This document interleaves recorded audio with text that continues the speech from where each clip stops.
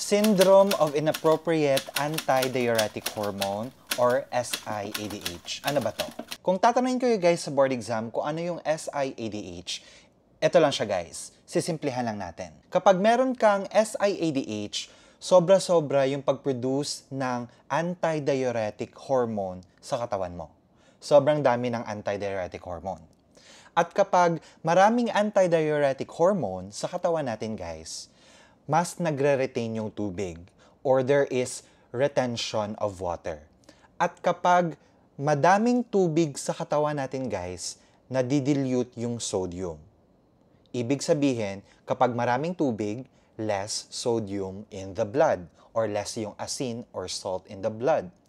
At kapag mababa yung sodium sa blood natin guys, it can lead to a dangerous condition called hyponatremia. So that's it. Simple lang guys yung SIADH. But of course, this is a nursing school. Pag-usapan natin yan deeper. Hi guys, if you're new here, my name is Nurse Rusty. I explain nursing simply para maintindihan nating lahat. If you like that, please subscribe below. Una sa lahat, let's discuss ano ba yung ADH, sir? Or what is antidiuretic hormone?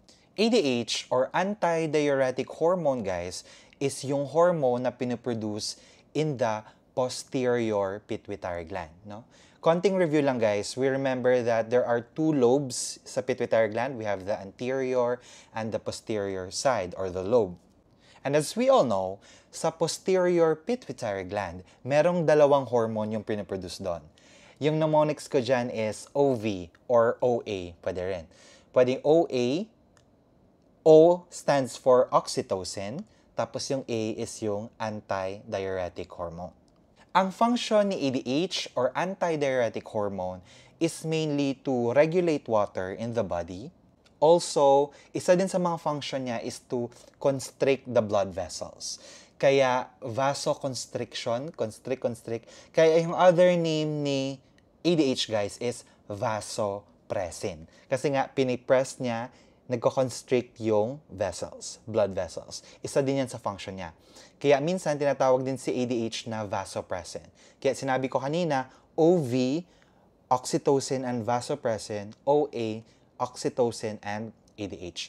ADH or vasopressin, iisa lang yan sila. I hope that's clear. So what is the function of ADH sa katawan? As I said earlier, it helps the kidney to absorb water in the body.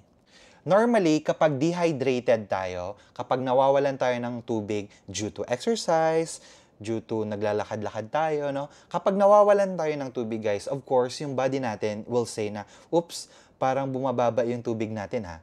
So, ang gagawin ng body is magre-release siya ng ADH para tulungan yung kidneys and other organs of the body to retain water. Yun. Para mag-retain ng tubig sa katawan kasi we need water to survive, di ba? So ayun, ADH will help preserve water para ma-nourish yung body natin at hindi tayo maging dehydrated. ADH works directly in the nephrons sa kidneys natin. ADH din is tumutulong din siya na mag-regulate ng ating blood pressure. Kasi nga 'di ba tubig. In and out, sodium in and out, binabalance niya para ma-regulate din yung blood pressures natin. So maraming function si ADH. It reabsorbs water, it retains water, yung vasoconstriction of the blood vessels, and also blood pressure na din, di ba? So lahat ng to guys, nangyayari inside the nephron. And as we all know, nephrons are the functional unit of the kidney. Ang kidney is made up of millions and millions of nephrons at maraming nangyayari doon. Filtration, reabsorption, we can discuss that in a different video. Kung tatanungin ko yun sa board exam guys, saan specifically sa nephron nangyayari yung reabsorption of water?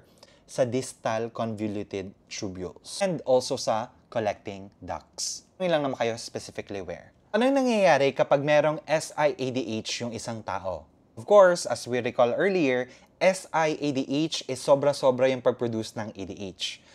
At alam naman natin ngayon na kapag sobra-sobra yung ADH sa katawan, maraming tubig na nagsistay. We retain more water than usual. At kapag maraming water again, it can dilute the sodium in the body. Which in effect, it can lead to hyponatremia. Kasi nga, more water, less salt ang labanan. Laging tandaan yan, guys. So kapag may SIADH yung tao, sobrang dami ng water sa katawan. So ang tanong, why is hyponatremia dangerous? Bakit delikado na magkakaroon ng low blood sodium levels? Guys, kapag merong hyponatremia guys, severe hyponatremia can cause swelling of the cells. And alam nyo, it's more of a study of osmosis, yung alam nyo yung from higher concentration to lower concentration, which we can discuss in a different video para mas klaro at mas maintindihan natin yung mga hypertonic, hypotonic, isotonic. We will discuss that in later video. But for the sake of this discussion, hyponatremia guys causes swelling. Nagkakaroon ng swelling of the cells. And also, sa sobrang dami na rin ng tubig, di ba? Of course, magsiswell yung mga tissues of the body. At kapag naapektuhan guys yung mga tissues of the body, guys, you have to remember that our brain is also a tissue. At kapag maraming water, less sodium in the blood, nagkakaroon ng imbalance, nagsiswell yung mga tissues natin, maaapektuhan yung brain natin. At kapag naapektuhan yung brain, guys, it can lead to a lot of complications and even death. Kokomatose yung patient and magkakaroon ng brain damage or even death kapag hindi naagapan. So, delikado masyado yung hyponatremia because it can cause swelling of the cells and the tissues in the body, including your brain. That's why hyponatremia is not joke lang. It's a very serious problem. So, what are the early signs and late signs of hyponatremia? Early signs, nurses, you have to remember this. No? Yung early signs of hyponatremia include, we have headaches, nausea, and vomiting. Yung parang nahihilo at nasusuka, nausea, nasusuka, vomiting. No? Muscle cramps and also tremors. Diba?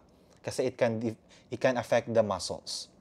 Then, if it persists, nagkakaroon na ng mga late signs, which are delikado na signs, including, your brain starts to swell, diba? Remember that discussion earlier na yung mga tissues natin nagsiswell kapag nagkakaroon ng hyponatremia, which mafe-feel ng patient yung confusion, nagkakaroon siya ng mga delirium, nagkakaroon siya ng mga mood swings, low energy, seizures, no? Kasi naapektuhan guys yung electrolytes, which is sodium, diba? So naapektuhan yung brain capacity natin, yung brain connection, and all those neurotransmitters thing. So nagkakaroon ng problema with the brain, and it can lead to comatose, makakomatose yung patient, and even death kapag hindi maagapan ulit. So those are the late signs na. So dapat early pa lang, dapat ma-treat na yung hyponatremia. So, sino yung mga tao na susceptible for SIADH? Sino yung mga tao na pwedeng maapektuhan ng SIADH? So, number one, post-surgery patients, especially if yung surgery nila malapit sa brain, no? Siyempre, yung brain natin, hari talaga to ng mga hormones and stimulating hormones. Diba kasi dito nagsistimulate, dito nagpo-produce. So, maapektuhan talaga yung brain. Nagkakaroon ng imbalance with antidiuretic hormones. Also, we have brain trauma, yung mga accidents in the brain hemorrhage, strokes, certain drugs, no? Especially yung mga anti-epileptic drugs and mood stabilizers, they affect the production of ADH, no? Naapektuhan nila yung pituitary gland, naapektuhan nila yung mga kidneys, na nasi-stimulate masyado, kaya nagpo-produce yung body ng sobra-sobrang ADH or antidiuretic hormone, di ba? Kasi nga SIADH. So, certain drugs can really affect. Also, yung mga tumors sa brain at sa kidneys. No? So, to diagnose SIADH, guys, kailangan natin i-check yung level of sodium in the body. So, number one, we have to check for the blood. No? Kaya nagkakaroon tayo ng mga BUN or blood urea nitrogen or creatinine or mga blood test, yung blood tests to check if the blood has low sodium levels. And also, i-check natin yung urine, yung urinalysis, no? Urine osmolality examination. Kasi, pag i-check natin yung urine na, oh my God, maraming asin sa urine kasi naiihi na yung urine. Naiihi na yung sodium kasi nga ang dami ng water sa katawan. Marami ng water, less na yung sodium kasi yung sodium dumadaloy na rin sa lumalabas na sa katawan. So, i-check yung urinalysis. So, kung masasabi mo guys na, oh my God, mababa yung sodium sa blood, tapos mataas yung sodium sa ihi, okay, kabahan ka na, that is SIADH. So, how do we manage SIADH? No? Paano yung management with SIADH?